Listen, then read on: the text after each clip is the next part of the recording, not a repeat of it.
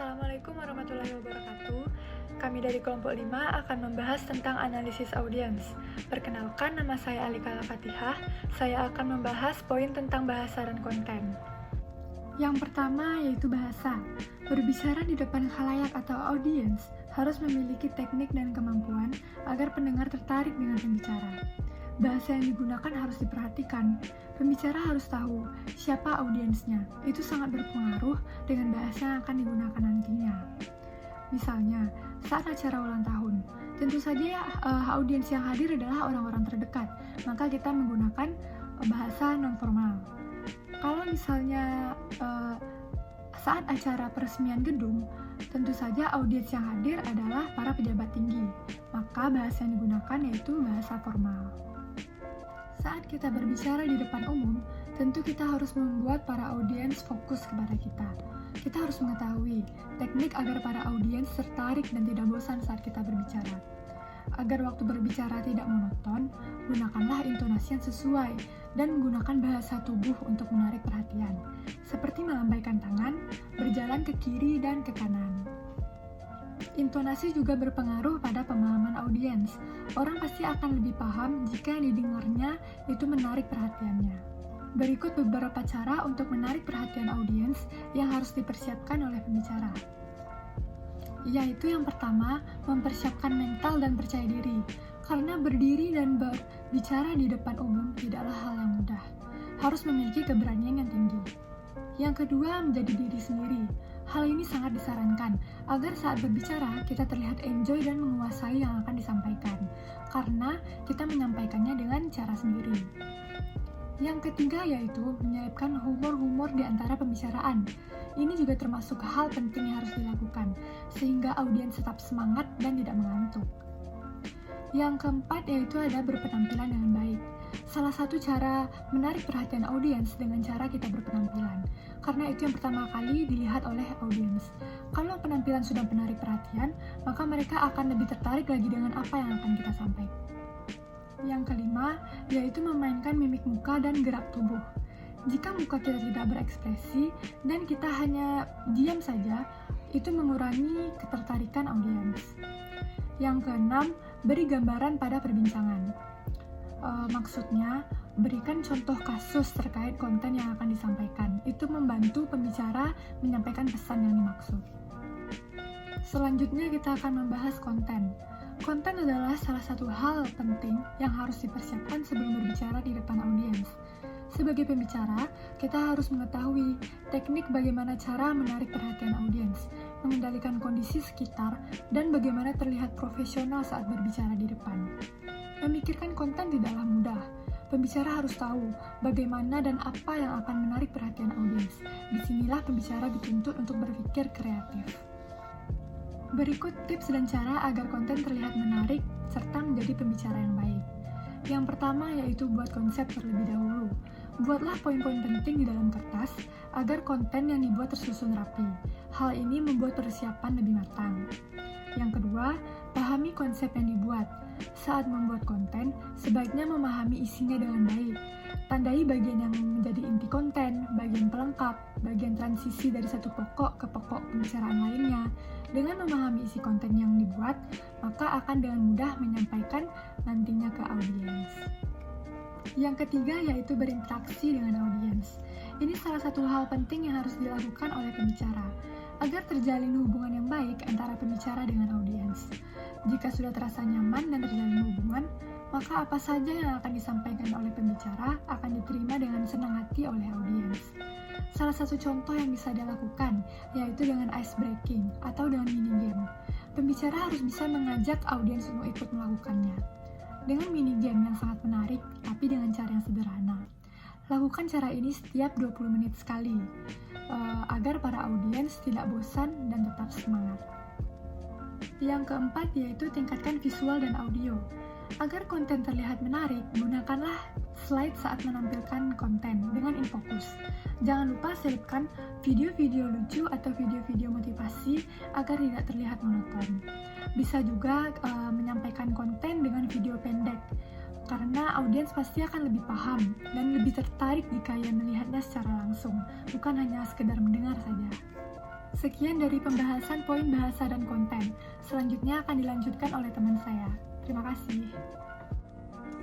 Assalamualaikum warahmatullahi wabarakatuh. Baiklah, saya Dila Salsabila dengan nomor BP 1910861020 akan menjelaskan materi tentang analisis khalayak atau audiens, lebih tepatnya pada bagian kondisi dan situasi. Sebelum kita masuk dalam materi ini, tentunya kita tidak asing dengan yang namanya khalayak atau anak muda sih menamakannya dengan istilah audiens.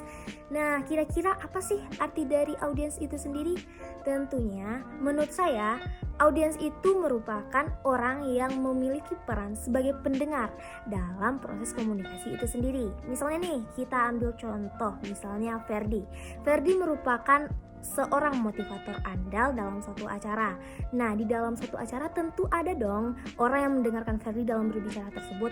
Nah, orang yang mendengarkan itulah yang disebut dengan audiens. Tentunya audiens ini terdiri dari berbagai macam orang, misalnya berbeda karakter, berbeda sifat, berbeda latar belakang, dan lain sebagainya. Nah, hal inilah yang melatar belakangi audiens itu terdiri dari beberapa tipe. Nah, penasaran kan? Mari kita bahas satu-satu. Tipe yang pertama namanya yaitu tipe sheep. Tipe sheep ini biasanya orangnya lebih fokus dalam mendengarkan dan cenderung lebih setuju dengan apa yang dikatakan oleh si pembicara. Misalnya nih, kita ambil contoh. Kelompok 1 sedang melakukan presentasi. Via fokus dengan apa yang dibicarakan oleh kelompok penyaji tersebut, dan juga Via fokus dalam mendengarkan dan mencatat apa yang dibicarakan oleh kelompok penyaji tersebut. Terus lanjut ke tipe yang kedua. Tipe yang kedua namanya tipe hard set. Tipe ini merupakan tipe yang paling percaya diri dan juga dia aktif berpartisipasi dalam diskusi. Misalnya nih, contohnya Neda suka bertanya kepada kelompok penyaji karena Neda merasa kurang paham dengan apa yang dikatakan oleh kelompok penyaji tersebut. Lanjut, tipe yang ketiga yaitu namanya tipe sniper. Tipe ini nih yang harus kita waspadai karena tipe ini suka mengkritik. Misalnya nih contohnya, dia bertanya karena dia ingin menunjukkan pemahamannya itu lebih dalam daripada kelompok yang menyajikan materi tersebut. Terus tipe yang keempat namanya tipe snowman. Tipe ini kurang berinteraksi dalam diskusi tersebut karena tipe ini lebih cenderung suka mengamati diskusi yang berjalan. Lanjut ke tipe yang terakhir namanya black cloud. Black cloud ini merupakan tipe orang yang mengeluarkan aura-aura negatif. Misalnya nih, mengerutkan kening, melipat tangan, ataupun mengeluarkan raut wajah yang bosan. Dari banyaknya tipe audiens yang ada, kita nggak mau dong kalau kita lagi berbicara malah dicuekin sama audiensnya, maka analisis khalayak dan audiens menjadi solusinya. Karena analisis khalayak atau audiens ini berperan penting dalam memahami kondisi dan situasi audiens tersebut. Hal ini tidak terlepas dari 5W plus 1H. Pertama yaitu what, yaitu apa topik yang akan kita angkat. Yang kedua yaitu who, yaitu siapa audiens kita atau siapa audiens yang bersangkutan. Yang ketiga yaitu where, yaitu di mana tempatnya, apakah itu terbuka atau tertutup. Yang keempat yaitu when, yaitu kapan waktu pelaksanaannya, apakah pagi, siang, malam, atau sore. Terus yang kelima yaitu why, kenapa audiens itu berkumpul, apakah dengan keadaan terpaksa atau kemauannya sendiri. Yang terakhir yaitu how, yaitu bagaimana pemahaman audiens terhadap topik yang akan kita bicarakan. Nah, sebagai pembicara yang baik, tentunya kita harus lebih mengenal dan memperhatikan audiens kita terlebih dahulu. Karena jika kita tidak mengenal audiens itu terlebih dahulu, maka akan sulit untuk kita memahami audiens tersebut. Nah, dari pemaparan tadi, apakah kamu sudah menjadi public speaker yang baik belum? Sekian dari saya. Assalamualaikum warahmatullahi wabarakatuh. Perkenalkan, saya Ferdian Desta, BP 2016. Kali ini saya akan melanjutkan materi yang telah disampaikan oleh teman-teman saya sebelumnya. Nah, langsung saja. Manusia itu seringkali mempunyai pandangan yang berbeda mengenai suatu hal yang berada di lingkungan sekitar mereka, seperti mengenai benda, situasi, orang, ataupun peristiwa di sekitar mereka. Namun, meskipun mereka diterpa dengan informasi yang sama, akan tetapi cara pandang mereka memaknai suatu informasi tersebut sering masih berbeda. Kenapa hal tersebut dapat terjadi? Karena adanya FOR, yaitu frame of reference. Secara umum, frame of reference adalah nilai pandang seseorang atau kerangka acuan seseorang dalam memandang suatu hal berdasarkan faktor-faktor seperti umur, jenis kelamin, kebudayaan, pendidikan, agama, dan lain-lain yang berpengaruh terhadap pesan komunikasi yang dilakukan oleh orang tersebut. Kita ambil contoh pada faktor umur atau usia. Tentu, usia sangat mempengaruhi seseorang dalam berbicara atau berkomunikasi. Contohnya saja pada diri kita sendiri. Saat kita berbicara dengan orang yang lebih tua dari kita, seperti berbicara dengan dosen ataupun berbicara dengan orang tua di rumah, dengan berbicara kepada orang-orang di bawah umur kita atau orang yang sebaya dengan kita, pasti sangat berbeda. Saat kita berbicara dengan orang yang lebih tua dari kita, pasti kita menggunakan bahasa yang lebih sopan, bahasa yang lebih santun, atau bahasa yang melambangkan bagaimana kita menghargai orang tersebut.